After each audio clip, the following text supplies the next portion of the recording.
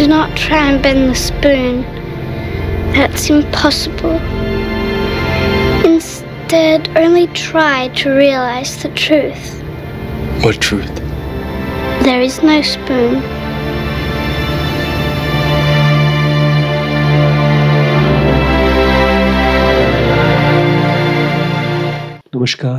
नमस्कार दोस्तों।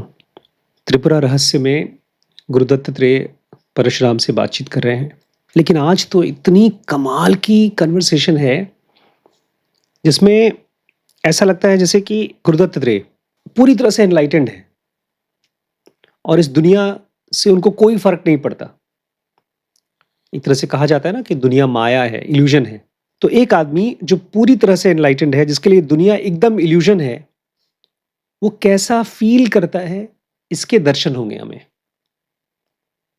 क्योंकि सवाल यही है कि आप एनलाइटेंड हो चुके हैं, आपके लिए तो कोई चीज किसी से फर्क पड़ता ही नहीं है, हमको पड़ता है।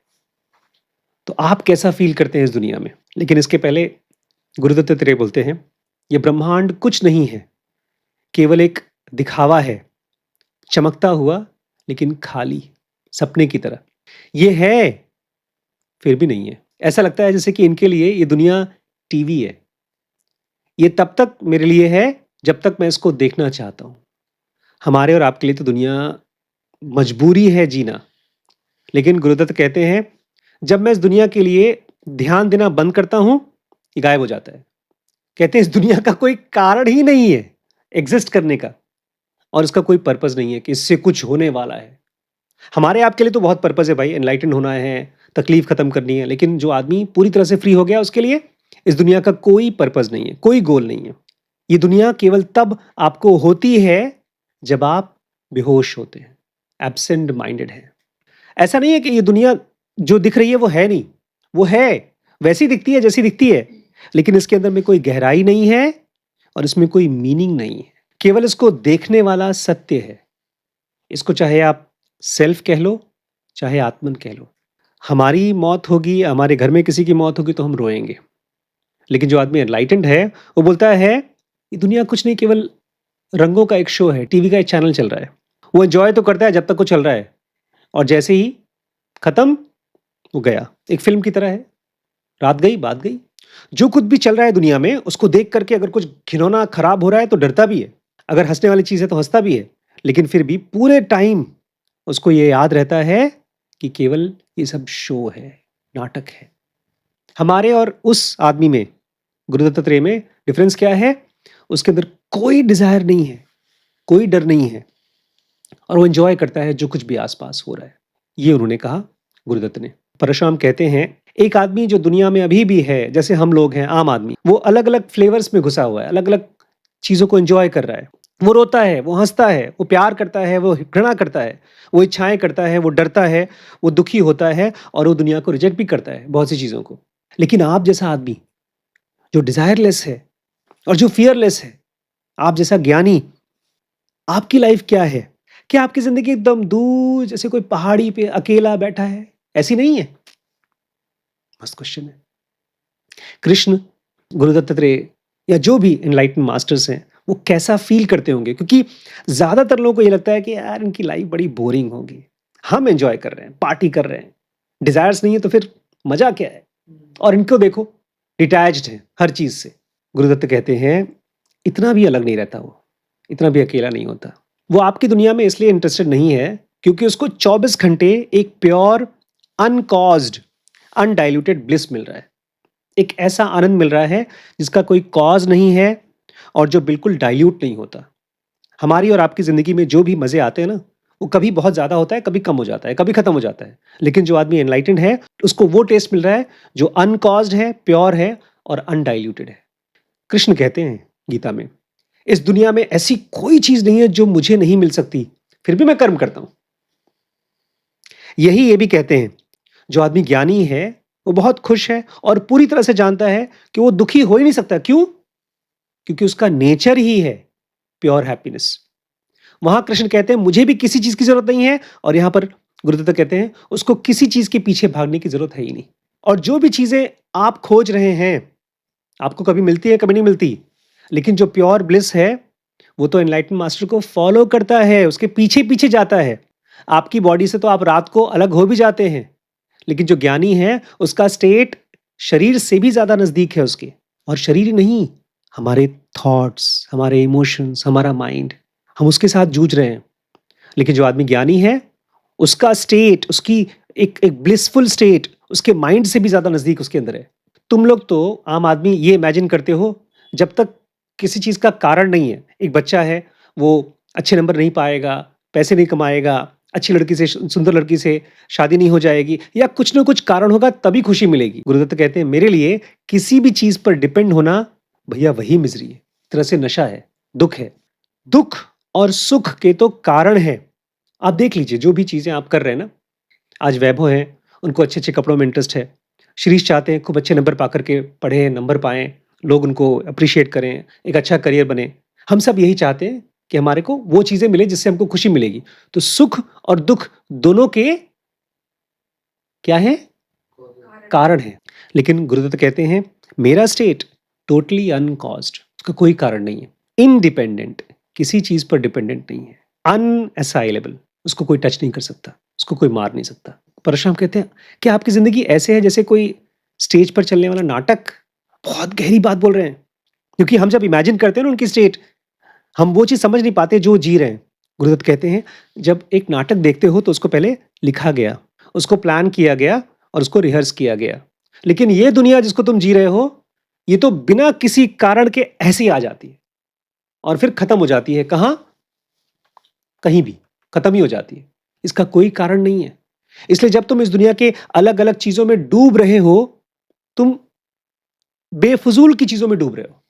पुरानी किताबों में लिखा है ना, स्टोरीज यही है कि दुनिया को बनाने के लिए ब्रह्मा ने अपने माइंड में पहले ब्रह्मांड बनाया।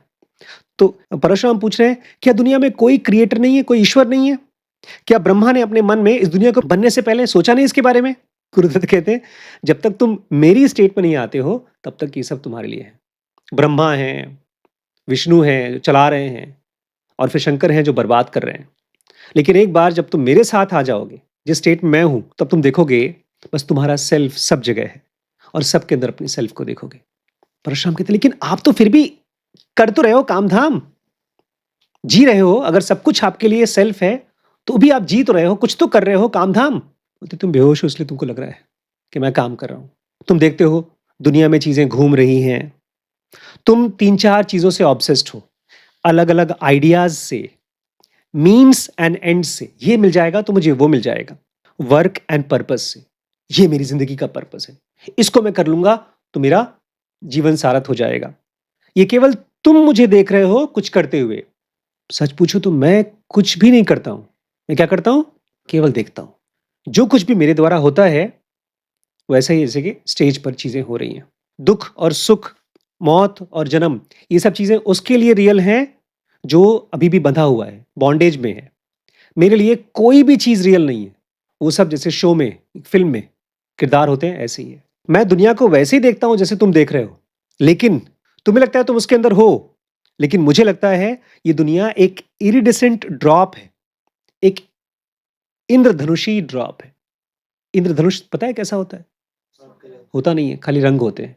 एक बड़ा सा कॉन्शियसनेस का एक्सपेंस है, उसमें ये दुनिया केवल ड्रॉप की तरह गिर रही है। लास्ट में पूछते हैं हम सब बूढ़े हो रहे हैं, रोज दर्द, तकलीफ, कमजोरी, बुढ़ापा आ रहा है। एक ज्ञानी अपने बुढ़ापे को कैसे देखता है? जब वो सिनाइल हो रहा है, उसकी मेमोरी कमजोर हो रही है, उसका हाथ पैर सब कुछ अब काम नहीं कर रहा है, तो उसको आप कैसे देख रहे हो? क्योंकि आप भी धीमे धीमे बूढ़े हो रहे हो। जब ज्ञानी जितना बूढ़ा होता है उतना ही ज्यादा खुश हो जाता है, उतना ज्यादा पीसफुल हो जाता है। तुम्हें शरीर चाहिए लेकिन वो तो अपने घर जा रहा है। एक ज्ञानी एक ट्रैवलर की तरह है, जैसे एक ट्रेन में बैठा हुआ आदमी जैसे स्टेशन पहुंचता है वो क्या करता है? अपना सामान इकट्ठा करना शुरू कर देता है और फिर ट्रेन छोड़ देता है, घर चला जाता है। तो ये शरीर जिसको तुम अपना मान रहे हो, मेरे लिए केवल एक ट्रेन का डब्बा है, इसको जब मैं छोड़ूंगा तो मुझे बड़ी खुशी होगी। अब फंसे, बोलते हैं अब आप फंसे। कहा जाता है ज्ञानी सब दुखों और सुखों से परे होता है, और आप बोल रहे हैं जब बूढ़े होते हैं तो ज्यादा खुश होते हैं। ऐसे कैसे? बोलते मैं खुश नहीं हो रहा हूं। एक रियलिटी है, शरीर की रियलिटी, अब वो अपने अंत पे पहुंच रही है और माइंड उसको देख करके खुश होता है।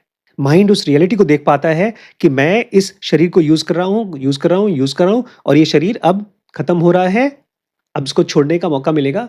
अब माइंड उसको रिएक्ट करता है इस परसेप्शन को। एक मिस्ट है, एक धुंध है बॉडी का, वो अब हट रहा है और जैसे जैसे बॉडी कमजोर हो रही है उसका भार मेरे ऊपर कम होते जा रहा है। मान लीजिए एक ज्ञानी है जो शरीर के बियॉन्ड जा चुका है, वो बीमार पड़ गया, उसको किसी तरह का बुखार उखार हो गया और उसके सारे जॉइंट्स दर्द हो रहे हैं। ऐसी कंडीशन में आपकी स्टेट कैसी होगी?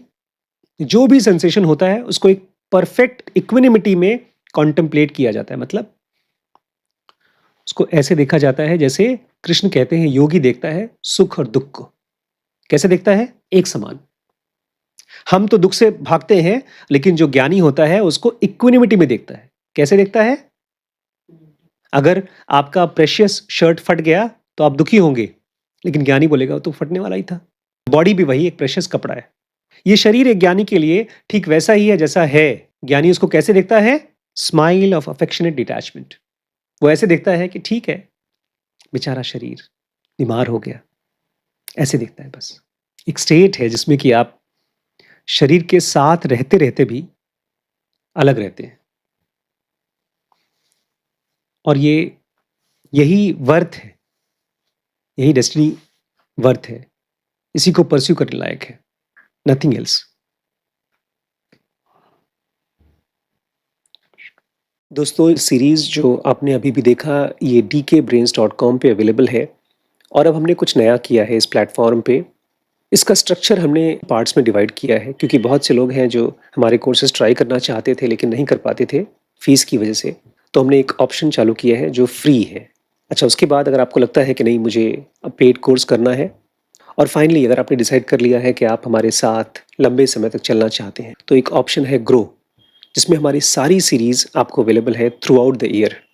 लेकिन उसके साथ साथ इसको एक अपॉर्चुनिटी भी बना सकते हैं अपनी अर्निंग का। बहुत ज़्यादा तो नहीं, लेकिन फिर भी कुछ न कुछ आपको अर्निंग होगी जब आप इस सीरीज़ को देखते हैं और किसी और को रेफ़र करते हैं।